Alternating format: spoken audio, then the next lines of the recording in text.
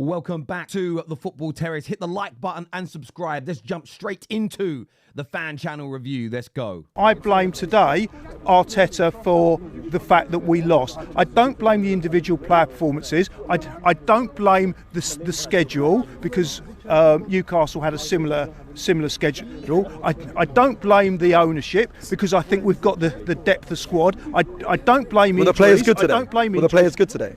The Arsenal players? I don't think they were good for the system they were in because there were some fundamental issues with the way that they set up, and he did correct it with about half an hour to go. But a few things I did agree with Lee about is the momentum was lost. You know, you play, people were saying Partey, he's a brilliant, you know, he's played so well in that position. There's certain things about Partey, however well he plays, he doesn't have the ability, and one of them is pace, and the other one is being able to overlap. And when you can overlap, then you can create more space. It's really interesting here listening to Julian because I somewhat agree. I think you can look at player performances and say they were poor, they were passive. But so much of that has to do with the system that Arsenal have been using in recent games, the starting lineup and the imbalance in the midfield. And look, Julian gets a lot of stick in the sort of fan channel community for often being too defensive of Mikel Arteta. Whether you agree with his opinions or not, what I love about this is how direct, resolute, and to the point he's being. Far too often people want to skirt around the truth or, I blame this little bit and this little bit and the other, but never, and kind of give vague answers. At the very least here, I think that he's calling out what he sees to be a problem. And yes, the balance was addressed later in the game, but Newcastle was set in stone with what they were doing, and it was so hard for Arsenal to turn things around. And the big question is, we asked this yesterday on the fan channel, the full fan highlight show, that are Arsenal fans starting to lose patience now with Mikel Arteta? Is Mikel Arteta maybe now coming to the end of the road with Arsenal? Or is that an overreaction? Is that an overreaction to the current situation? Want your thoughts, want your feelings, and want your opinions on that, people.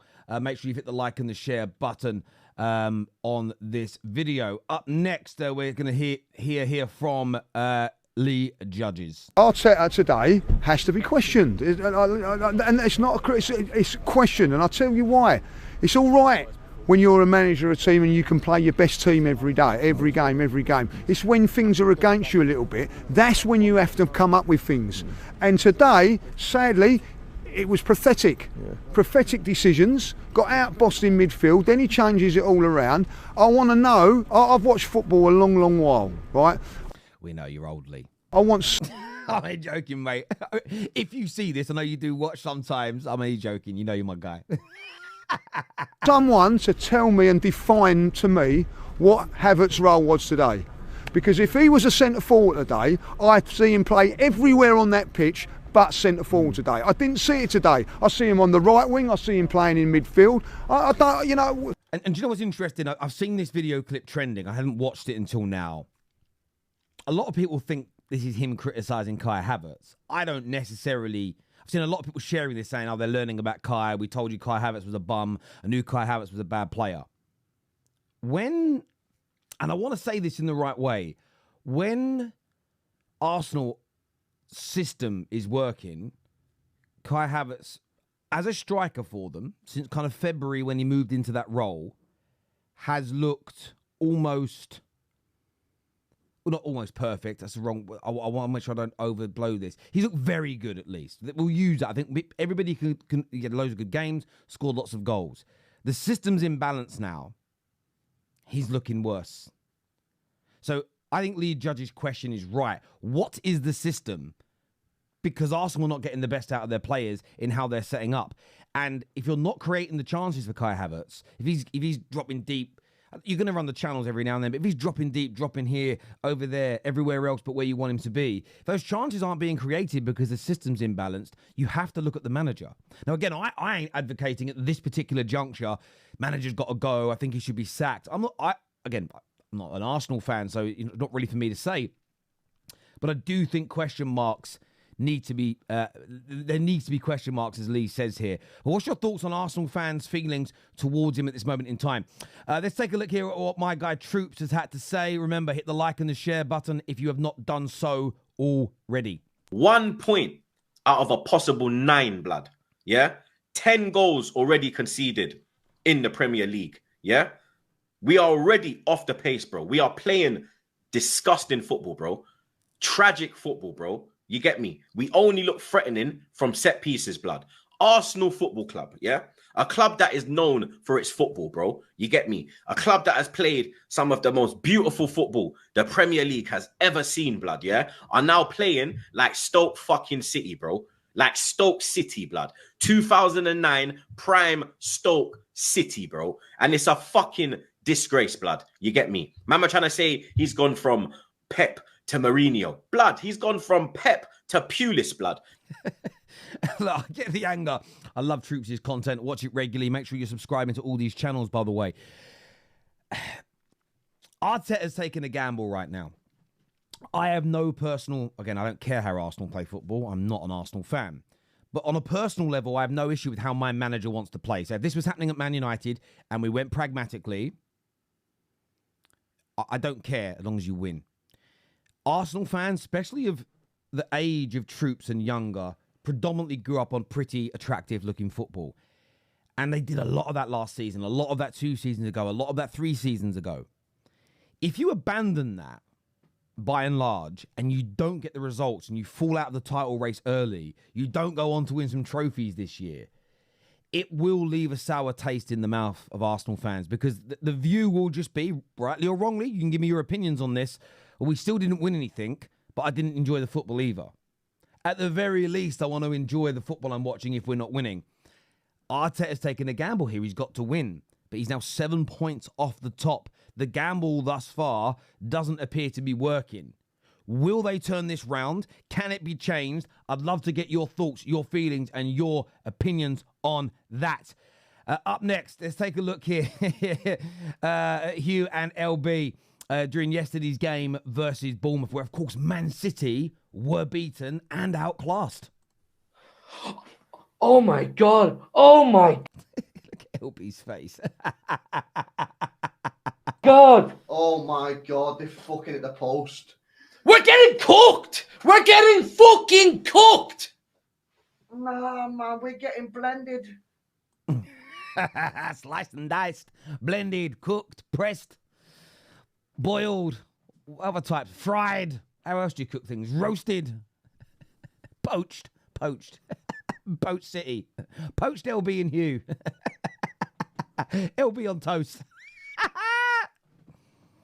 This is insane.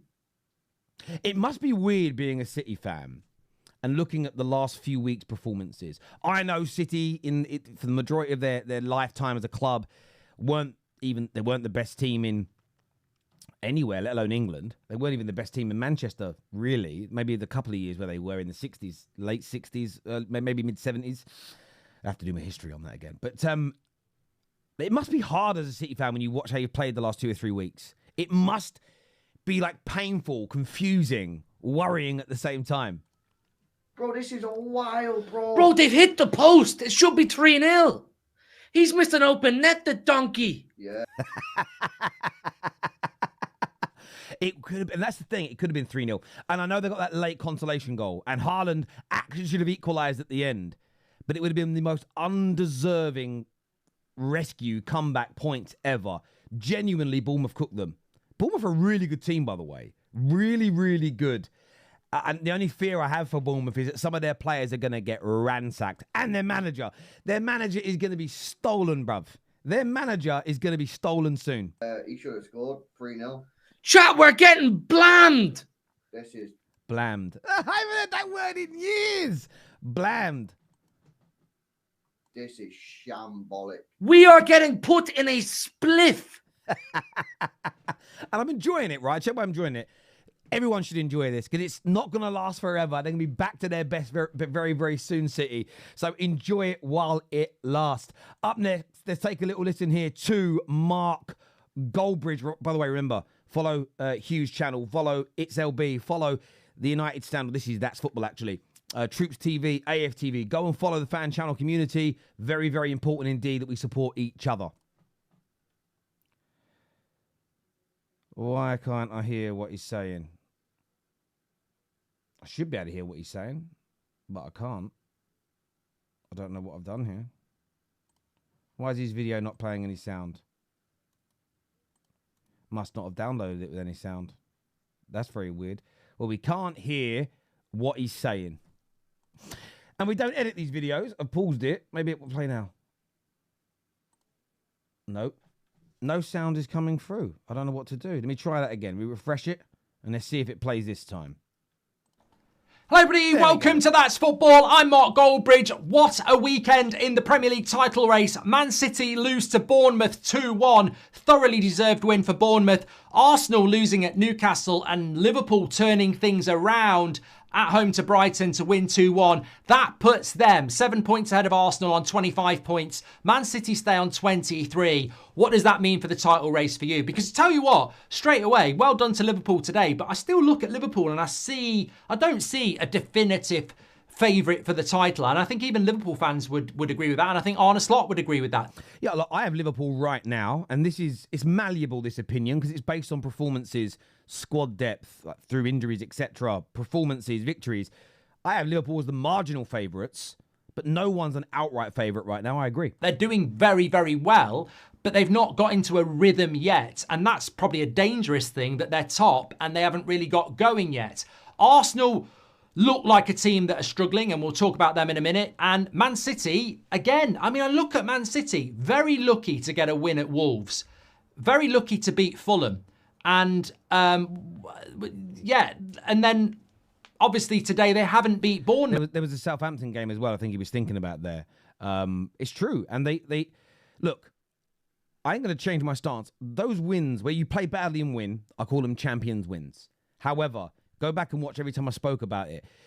They're champions wins when they're kind of sporadic. 5, 6, 7 great games, and you have a stinker, but you still win. Oh, champions do that. Invariably, champions have won titles by doing that. You can't perform like that 3, 4, 5, 6 games on the bounce. You're going to come a cropper. And we know what the reason is, by the way. I'm going to be blunt, it's because there's no Rodri. They just don't control the games as well without Rodri. And, said it earlier on in the season, Guardiola's actually picked up some goals. If Haaland isn't scoring, who else is? They scored loads of goals at the beginning of the season, City. But it was Haaland who was getting them all. Savio doesn't score. Doku doesn't score. Grealish doesn't score. KDB does, but he's been out. Who else gets? Foden is having a shocker of a season. He scores, but he's having a shocker. And Haaland cannot be expected to score every single game. No striker ever has been expected to do that, and never should be expected to do that. Even the greats in the Premier League, like the Henrys and the Ruud van Nistelrooys, the Wayne Rooneys, the Drogbas, weren't scoring every game. Listen, there is no clear favourite, and because Rodri's out for the whole season, unless they buy someone in January, I don't see this City team going on one of those 10, 11 game winning streaks right now. They're not playing well enough. And 1-0 against Southampton last week as well. This has been coming for Man City, and I think Pep Guardiola would look at it and go, "Oh, we're winning while we're playing badly." But they probably should have won. They've took 9 from 12 to be fair, but they were lucky against Wolves. They were lucky against Fulham. It was only 1-0 against Southampton, and today they've not got lucky. He's going in here. Goldbridge is going in, but he's right, because this is a bit of a turning point though. Away to Bournemouth, they're going to be away to Brighton, who yes, they've thrown away 2 leads in the last 2 weeks. But away from home, it may be different. They've got to go away to Sporting Lisbon in the Champions League.